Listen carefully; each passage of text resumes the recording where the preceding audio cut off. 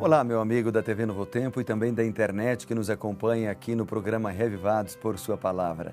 Somos revivados quando lemos a Bíblia todos os dias. E esta é a proposta deste programa, ler a Palavra de Deus, um capítulo todos os dias.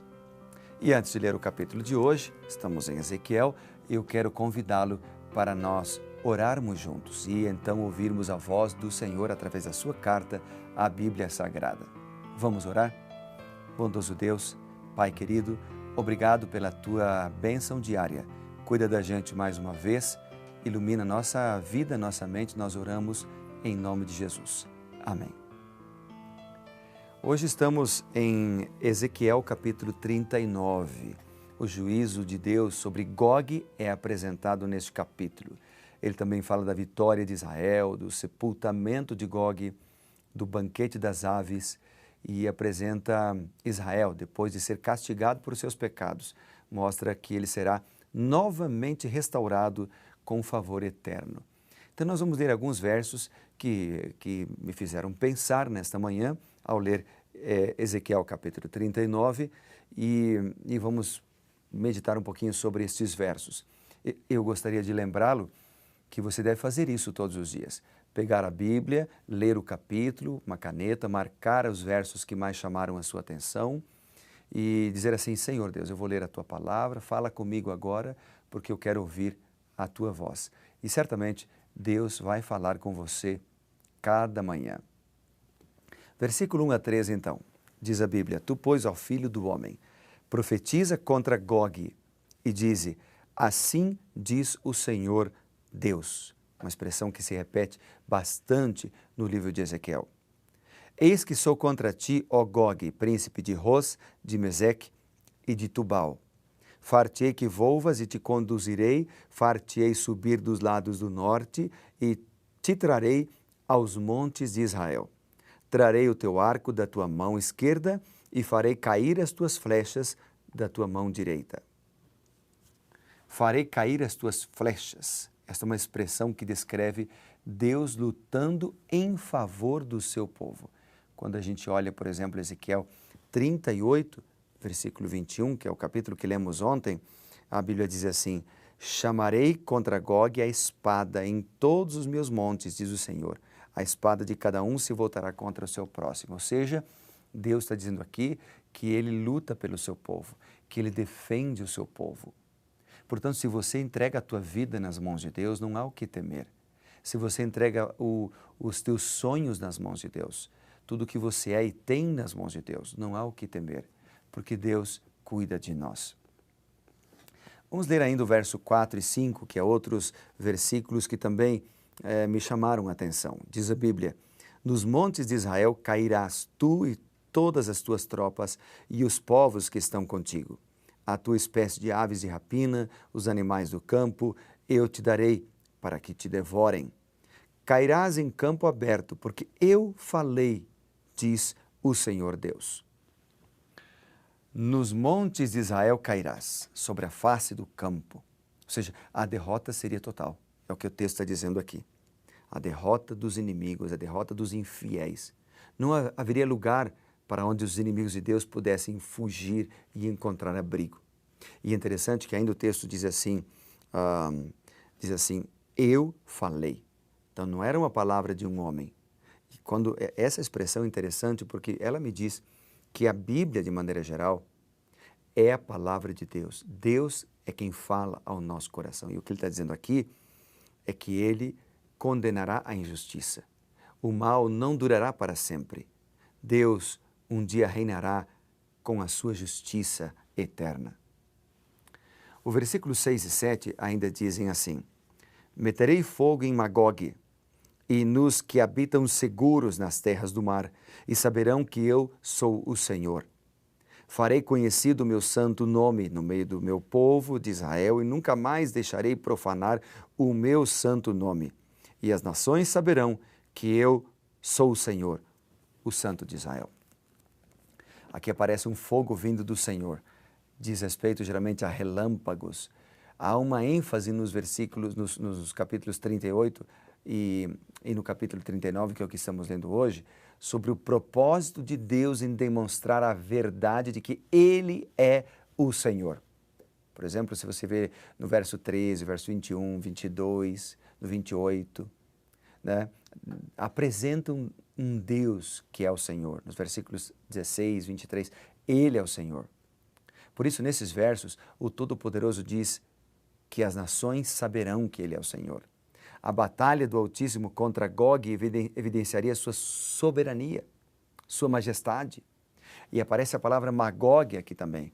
É interessante que lá no Apocalipse, por exemplo, Gog e Magog é um símbolo dos inimigos de Deus, um símbolo dos ímpios, dos maus, dos que são infiéis. Deus está aplicando um juízo aqui contra os infiéis, contra aqueles que decidiram andar longe de Deus, decidiram praticar o mal, decidiram andar longe da lei do Senhor. O versículo 8 diz assim, versículo 8, Ezequiel 39, verso 8. Eis que vem e se cumprirá, diz o Senhor Deus. Este é o seu dia de que tenho falado. Eis que vem o dia do Senhor. A linguagem utilizada nesta sessão, ela parece bastante incomum em sua gravidade. E o resultado dos acontecimentos é anunciado com um estilo solene, mas de maneira convicta. No verso 9, verso 10, por exemplo, aparecem aí uma expressão falando de 7 anos.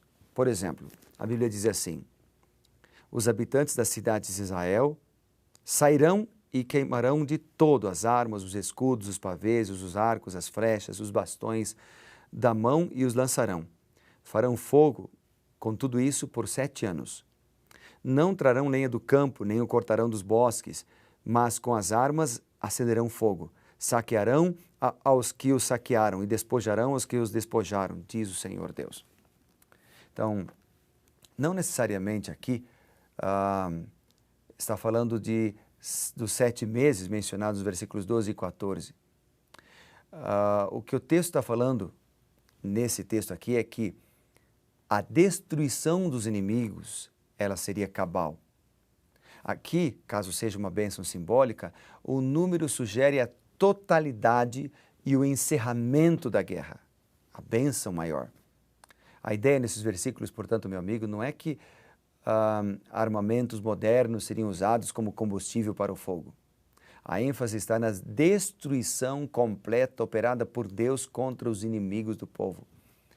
Apesar de terem soldados e armas em tão grande número, eles seriam derrotados. Novamente aparece, portanto, a ideia de que Deus protege o seu povo, a ideia de que Deus guarda o seu povo, a ideia de que Deus cuida daqueles que são fiéis, a ideia de que Deus está do lado daqueles que se colocam do lado do Senhor. E com isso há um convite para nós hoje, para que nós entreguemos nossa vida a Deus, para que nós entreguemos tudo que somos nas mãos do Senhor. Por quê? Porque Jesus voltará. No verso 11, por exemplo, nós lemos aqui o seguinte, verso 11, naquele dia, veja a expressão aqui, naquele dia darei ali a Gog um lugar de sepultura em Israel. O vale dos viajantes, ao oriente do mar, espantar-se-ão os que por ele passarem. Nele sepultarão a Gog e todas as suas forças, e lhe chamarão Vale das Forças de Gog. Então aqui está se referindo à destruição, à derrota de Gog. Os enterros seriam necessários por questões de higiene, para evitar a profanação ritual. A expressão oriente do mar não é clara aqui, mas talvez o vale mencionado aqui seja ali o vale da Galileia, que desce em direção ao Mar Morto, que também é mencionado em Juízes 17. Mas a aplicação espiritual é que aqui, para mim, o versículo está me falando que o mal não durará para sempre. Que Deus tem a palavra final. Que nós podemos confiar e ter esperança. E é interessante que o dia, no versículo 11 mencionado aqui, o dia, naquele dia, essa expressão, ela identifica também e nos faz lembrar também do dia de juízo final, quando Jesus voltar sobre esta terra. E se a gente faz uma ligação com o verso 12 diz assim: durante 7 meses estará a casa de Israel a sepultá-los para limpar a terra. Aqui está falando de purificação da terra. Purificação. É claro que aqui temos uma ligação com a lei de Moisés, que prescrevia o sacrifício de um novilho para purificar a terra, caso alguma pessoa fosse assassinada, né, e encontrada em algum território. Mas a gente pode linkar também com o que ocorrerá na volta de Cristo. Ele virá para destruir aqueles que destroem a terra. Ele virá para fazer justiça. Ele virá para dar vida eterna aos salvos, aqueles que forem fiéis. Será um grande dia, um dia memorável. Como no versículo 13, por exemplo, diz assim: sim, todo o povo da terra o sepultará, ser-lhe-á memorável dia. Memorável dia. Assim também será na volta do Senhor. Para ele seria um dia memorável. O enterro de Gog era um dia comemorativo porque simbolizava a destruição dos inimigos, a destruição daqueles que o oprimiam.